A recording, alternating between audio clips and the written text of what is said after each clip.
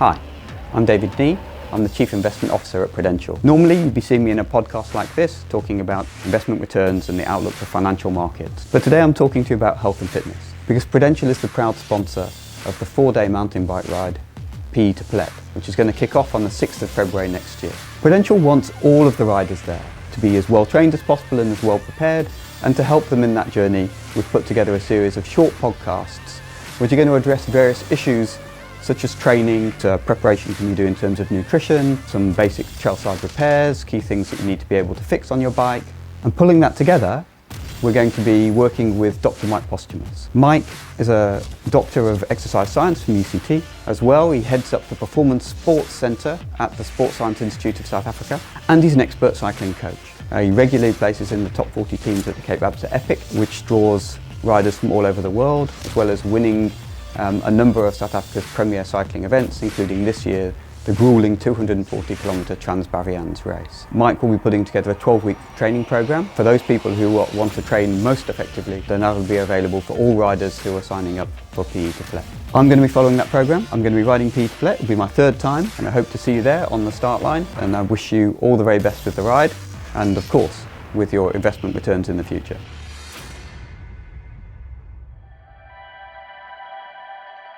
Mike, let's start by talking today about how to train for an event like PE PLETT. It's a 4-day event, 300 kilometres for the tough ride, and 5,000 metres of climbing.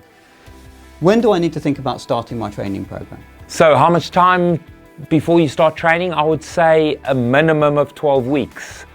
Today, or this week rather, we've got 12 weeks left to the event. So I wouldn't waste any more time.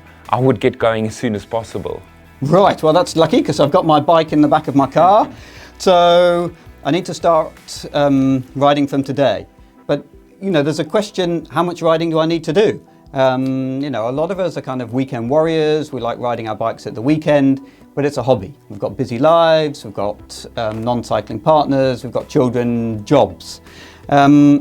How much training do I need to be doing each week, and how can I balance the rest of my life with that? Well, I would start off by asking how much time do you have available to train, and then make best use of that available time. So you've got if you do have the luxury of having 12 hours available to train, yes, that will certainly put you in great stead to be able to perform very well at the PE PLETT. However, if you've only got 1 hour 3 times a week, there are ways in which to make that work for you as well.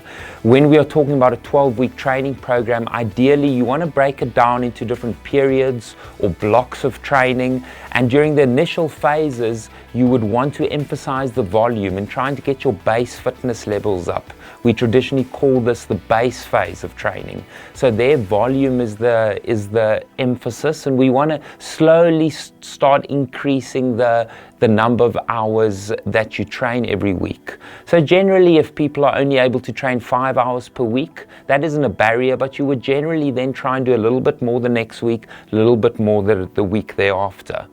Between each of these blocks, we generally want a rest period. And then the subsequent blocks, we would be emphasizing intensity a little bit more and less volume. So you want to do all your volume in the beginning of the program, and towards the end of the program, we're going to be emphasizing more intensity to try and get you race ready, if that makes sense. Sure, no, I think that's really helpful.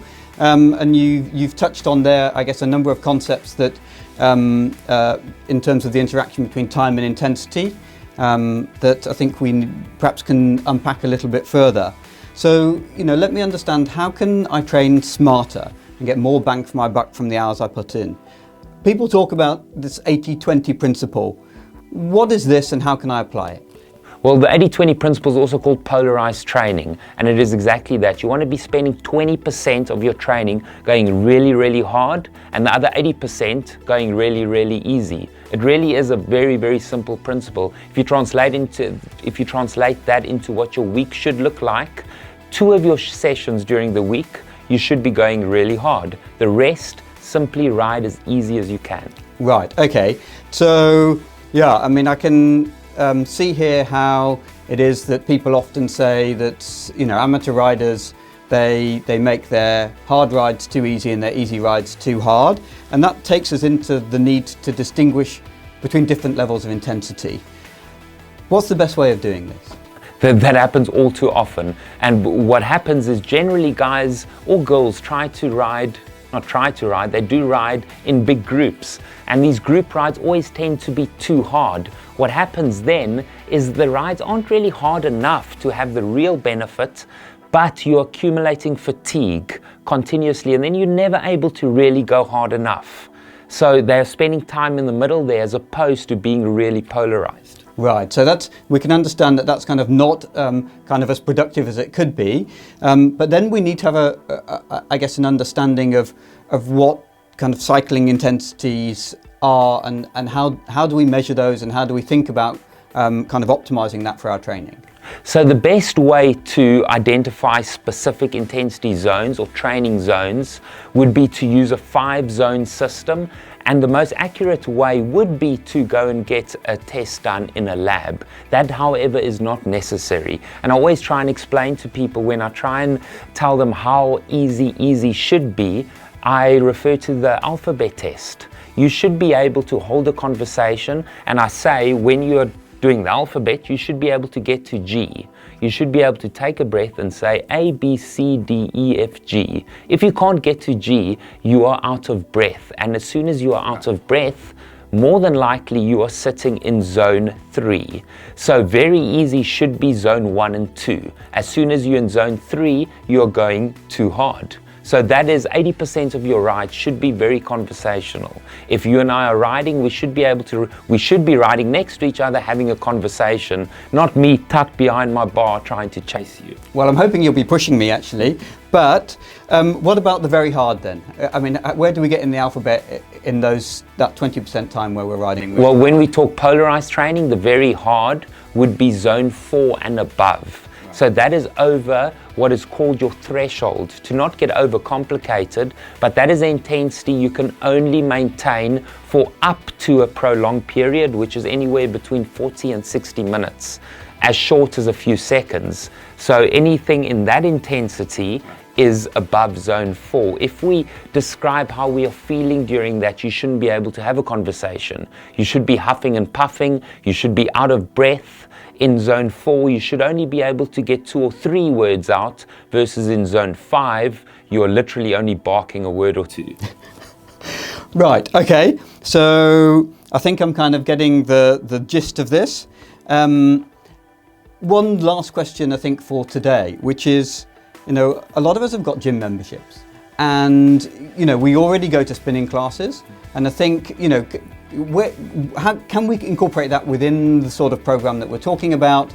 Can that be the zone 4 and 5 piece, or does it fit into that kind of unproductive middle area that group rides are often in?